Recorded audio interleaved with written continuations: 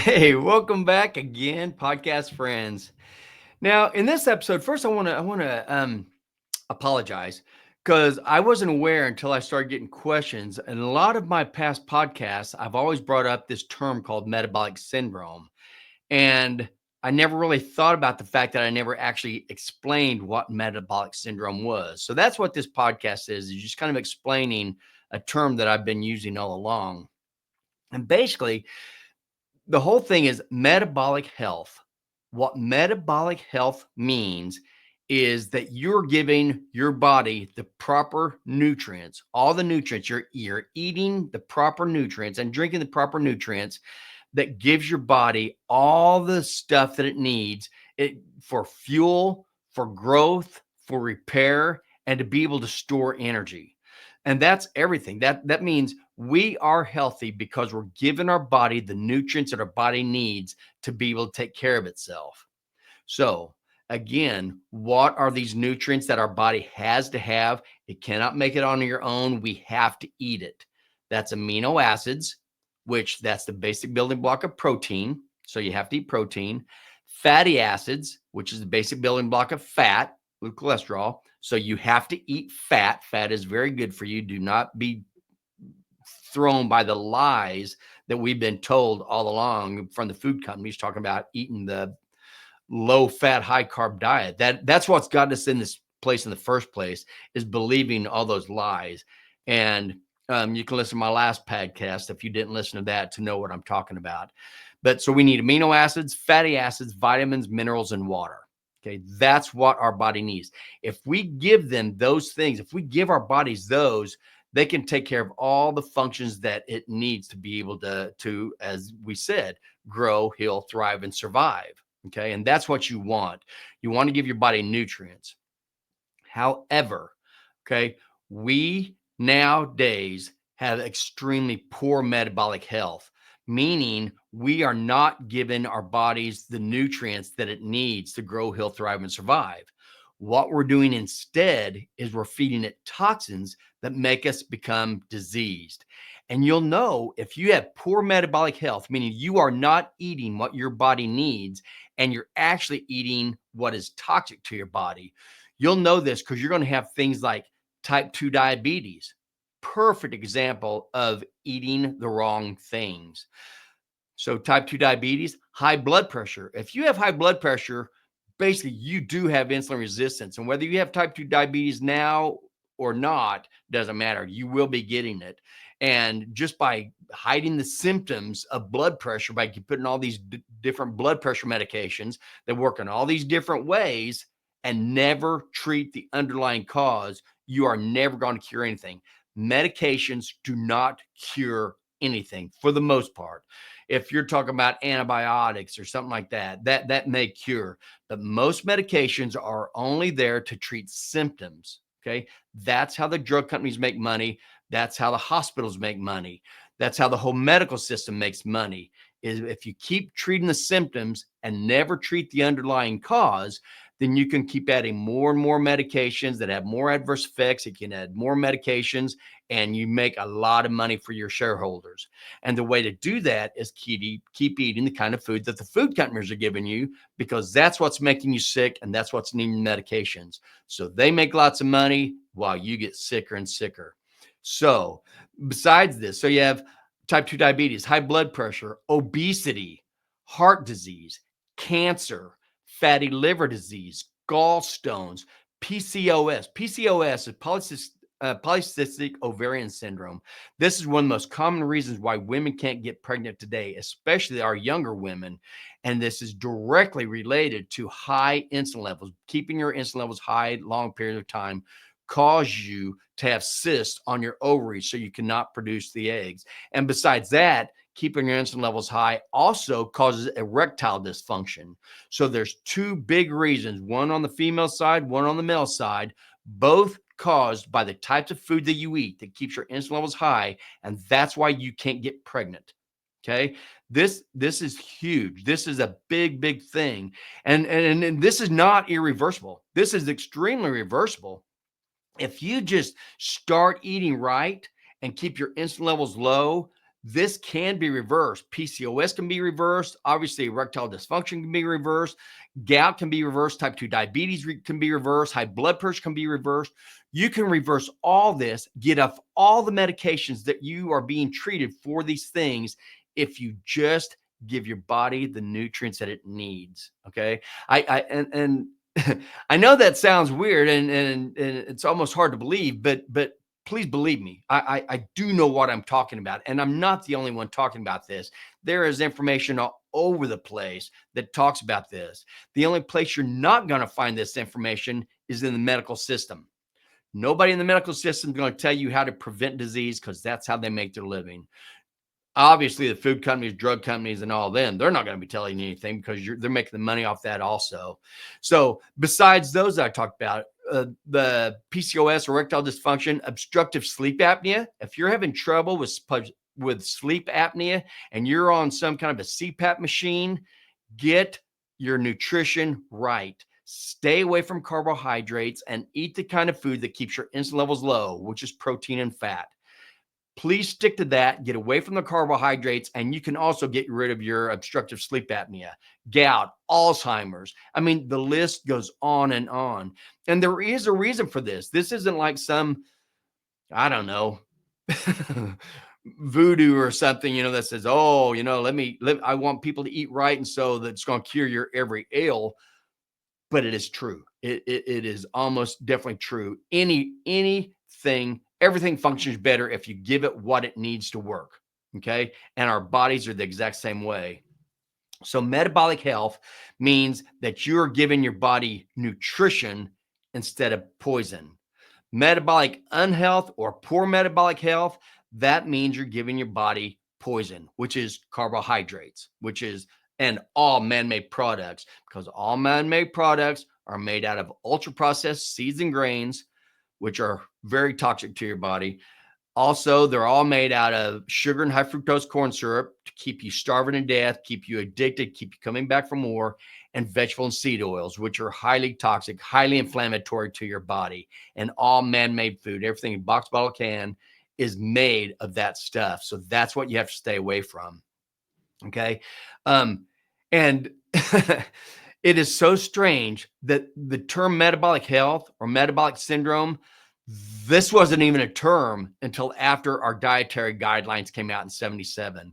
Once our new dietary guidelines came out that started making everybody sick, everybody killing everybody, making them because they're telling everybody that fat is bad and carbs are good. And it's the exact opposite. It is the exact opposite. And that's why we're seeing all the diseases we are now. In fact, it is proven, it is fact that an extremely high percentage of patients who are obese, they end up with type 2 diabetes.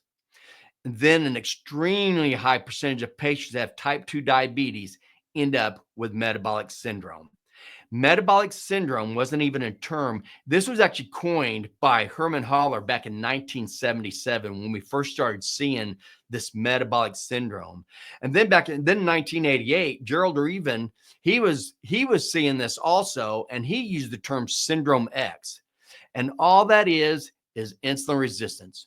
They didn't know about insulin resistance back then, but they noticed about all these other conditions. But now we know syndrome X is insulin resistance. How do you get insulin resistance? The way you get insulin resistance is keeping your insulin levels too high for too long. And when we say long, I'm just not talking a day, a week, a month, or even a year. I mean, you could be keeping your insulin levels high for 10, 20, 30 years before you actually start seeing the problem of high blood glucose. So just because you don't have a high blood glucose does not mean that you are not insulin resistant. Okay. You are working on insulin resistance anytime you keep your insulin levels high. The way you do that is keep your blood glucose high, because that's what causes your body to release the insulin to make it high. So how does your blood glucose get high? There's only one way. There's only one way your blood glucose goes high. That's because you eat carbohydrates that have the basic building block of glucose. And the more you eat those, the more you keep your insulin levels high. So if you're eating them all through the day, like most people do, remember, a carbohydrate means anything that's plant-based. If it did not come from an animal, it is a carbohydrate. basically. That's just in simple terms, that's a way you can look at it. So when you eat plant-based foods and your body breaks it down to glucose, puts glucose in your blood glucose goes up, so does your insulin. Now you end up with, after 10, 20, 30 years, now you end up with insulin resistance. And now you have insulin resistance, so now your blood glucose goes up. Okay. None of this really started until after our dietary guidelines came out in 77. That's when everything started happening. So remember the three pillars of disease, the three things that cause almost every disease that you can think of. And I can tell you to the molecular level why this happens. And I have in past podcasts. I won't be on this one. However, I will give you several podcasts throughout this one to refer you back so you can understand this even more. But just remember that the three pillars of disease are high insulin levels, high inflammation, and high blood glucose. When you have those three things, mainly high insulin and inflammation, the blood glucose just comes because of what happens with your insulin and insulin resistance.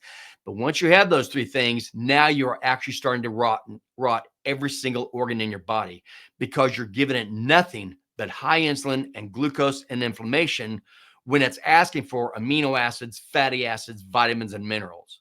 Okay. You see the difference of what we are doing and what we're actually being told to do this by the medical community, who keeps telling us that we need to eat by the dietary guidelines, by the food pyramid, the absolutely worst thing that's ever been constructed.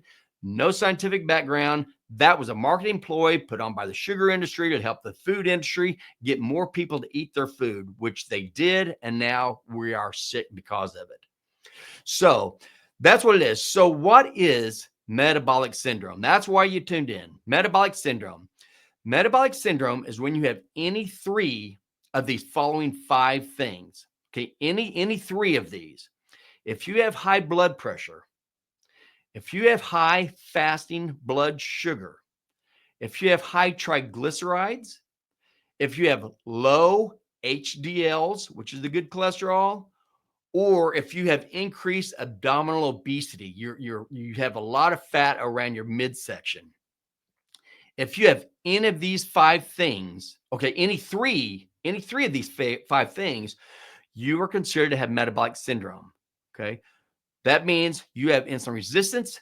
That means you are getting ready to kill almost every organ in your body if you haven't already started on it. But you have already started on it. I guarantee it. Especially if you have a fatty liver disease, that means you are storing fat around your body. And you can tell that by the abdominal girth, and we'll talk about that. So what I want to do now is just let you realize if you have any three of those five things, again, it's high blood pressure, high fasting blood glucose, high triglycerides, low HDLs, or high abdominal obesity.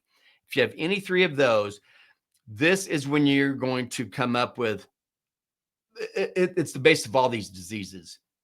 Okay. And if you want to know exactly why, if you want to understand why, go back to episode number 8. Episode 8 is called How Excessive Carbohydrate Intake Causes Organ Failure. And I will explain it there.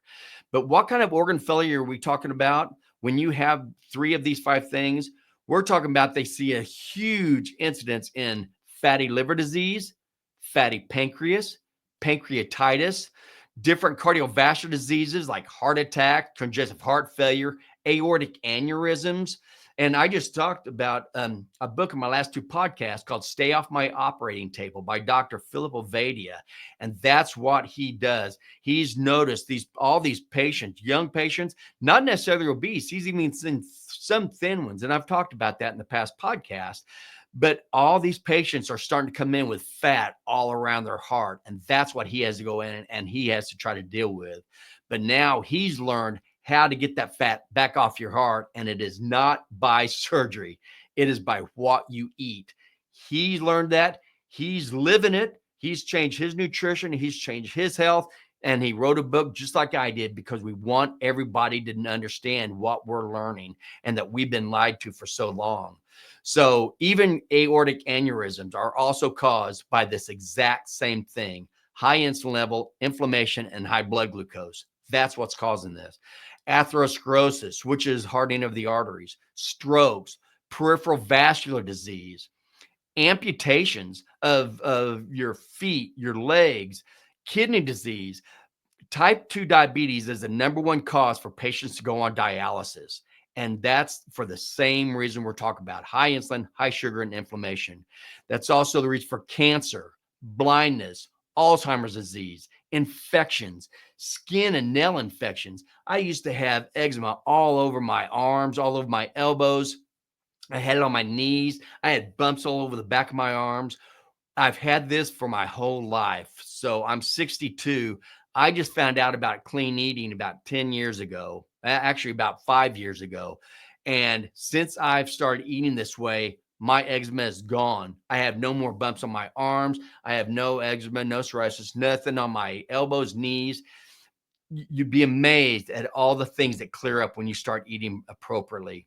If you have anything like infections, skin and nail infections, erectile dysfunction we talked about, and PCOS, polycystic ovarian syndrome, these are all diseases that are caused by the same thing and can be stopped and reversed unless you've gone too far, such as the amputations.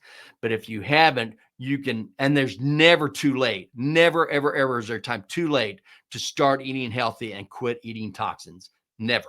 Okay. Even if you're getting chemotherapy for cancer, if you could avoid carbohydrates and stick to real meat, okay, real meat, a lot of times you can get rid of a lot of your cancers also. And this has been proven over and over again. You can look it up in the literature. Okay.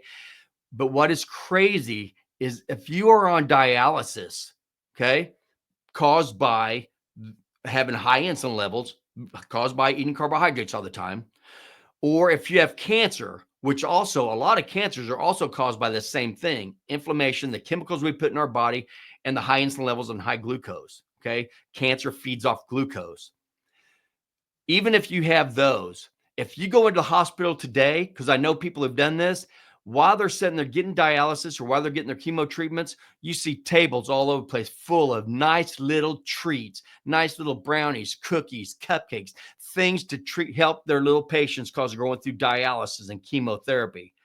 They don't even realize, the medical system doesn't even realize that it's those cakes, those candies, those cookies, those ultra processed man-made toxic crap that got you there in the first place. And that's how you know that they know that they don't know that, because they're serving it to you while you're actually getting your treatments. It's ludicrous. It's absolutely ludicrous what goes on. But the medical field is not taught anything about nutrition in medical school or when they get out. I was never taught this either. Okay. You have to look for it on your own. Once we find that, once the medical professions who found how important nutrition is to actually taking care of our diseases and prevent them from the first place, that's why a lot of us are dropping out of the medical field, writing books, doing podcasts, giving talks, doing everything we can to let other people know that the way our medical system is set up right now, it is not for your health. Okay. It is money. And so I want to break each one of these down real quick. Metabolic syndrome. Okay. The first one we said is high blood pressure. High blood pressure means if you have a high blood pressure of greater than 130 for systolic or greater than 85 diastolic. Okay. If you have high blood pressure, that is one of the links in this. Or if you're taking medications for high blood pressure, because you can't say you don't have high blood pressure, but you're taking medication to keep your blood pressure down. Okay. So if you're taking medication for high blood pressure, you have high blood pressure. Okay.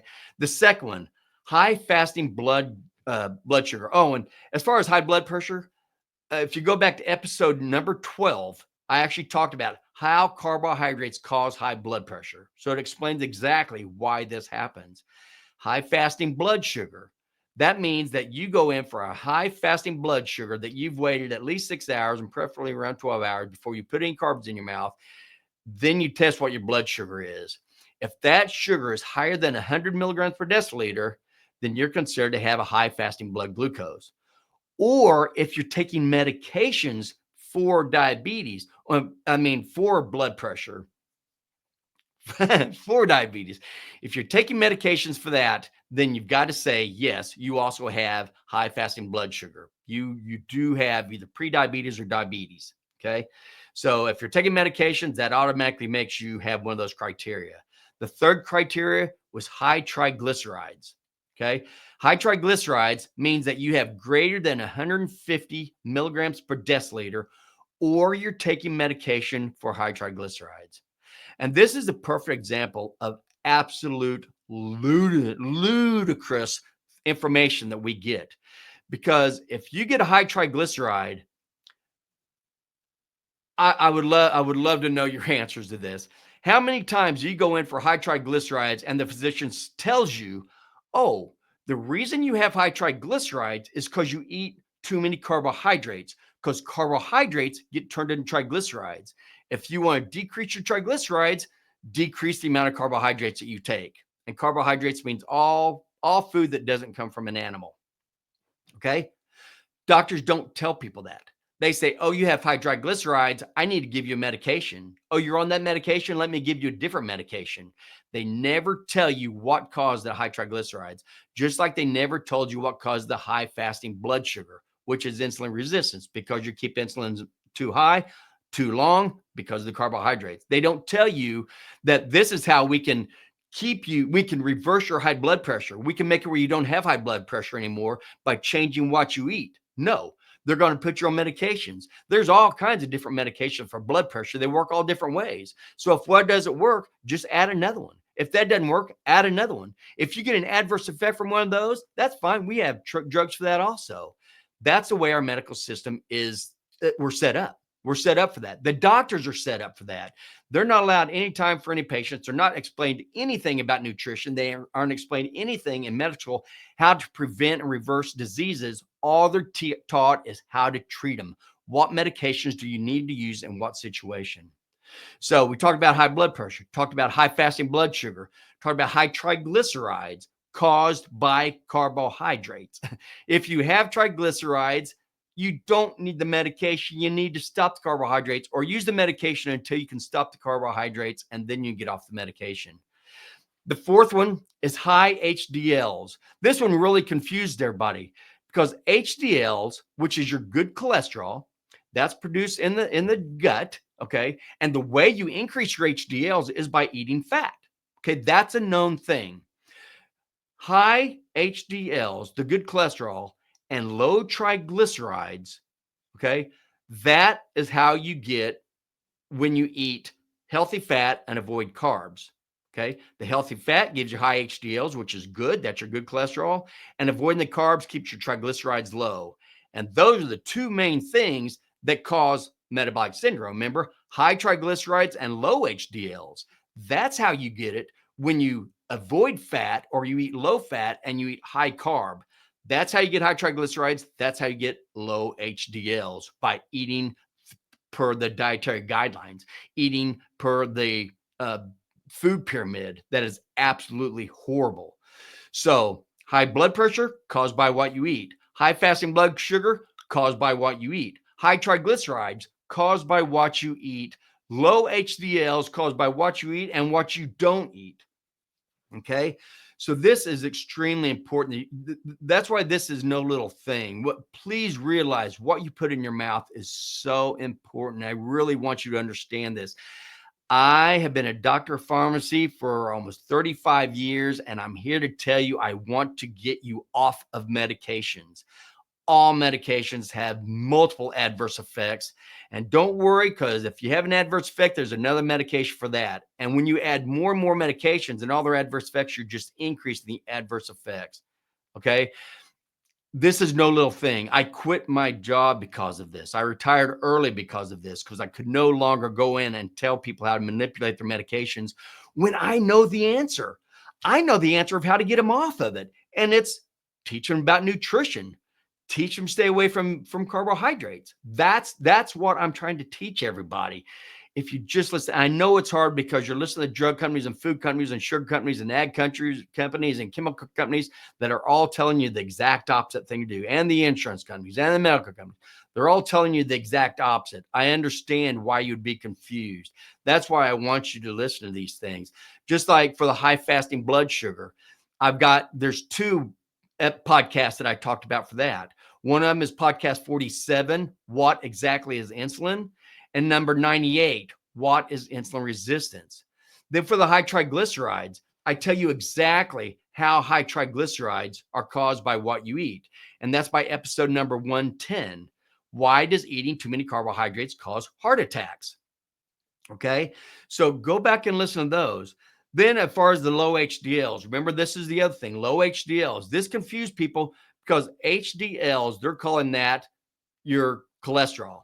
So there's good cholesterol and bad cholesterol. But wait a minute. If they're saying that high cholesterol is bad and causes cardiovascular disease, but they're saying high HDL cholesterol is good, that doesn't make any sense. High HDLs are good, even though that's a cholesterol, but high LDLs are bad, and that's the exact same cholesterol in both of them. It's not a different cholesterol, okay? It doesn't make sense because it's not cholesterol. We've known this forever. It is not high LDLs that cause cardiovascular disease. That is a scheme by the drug companies to sell statins. That's all that is, okay? High LDLs. Did you notice when I read about the 5 things for metabolic syndrome?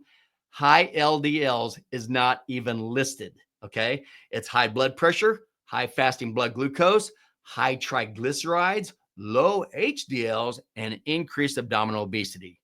LDLs are not on there because LDLs do not have anything to do with heart problems, with heart attacks. Okay. Again, they're just trying to sell you statins and they're doing a great job of it. Now, I hear there are physicians who are telling people that even if you don't have high LDLs, we think you need to be on a statin because chances are you're going to get high LDLs. Okay. Because you're still eating the same way you do, but they don't tell you that part. Okay. So this is all a money-making scheme for the drug companies. Statins are toxic. Okay. Now, low HDLs. Now, when we say low HDL, okay, first, high triglycerides, we're saying if it's greater than 150. Low HDLs, if their HDL level is less than 40, or for women, if their HDL level is less than 50, that's considered low HDLs. Okay. So that'd be another one. How do you increase HDLs? You eat fat. That's the only thing that they found. So you eat fat and you decrease carbs, which is the exact opposite of what they're telling you in the dietary guidelines. Okay. But HDLs increase by fat intake, triglycerides get decreased by decreasing carbohydrates. Okay, now let's look at the increased abdominal obesity. What does this mean? Increased abdominal obesity means that you are storing fat around your internal organs. Basically, that's what that's indicative of. So if you take and you measure your stomach, your waist, up around the level of your belly button, just a little bit above the belly button, not down around your waist. You cannot use your pants waist size. Measure at the biggest part of your abdomen.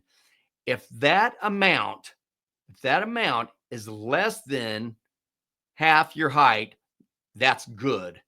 If it is more than half your height, okay, so let's say you're 5'8", okay? So you're 5'8", that's 68 inches tall. Half of 68 is 34 inches. So if you're 5'8" and you measure around the widest part of your belly and you're higher than 34 inches, that's indicative that you are storing fat around your internal organs, and that is where all the diseases start coming from. That's how you end up on the operating tables, by storing fat.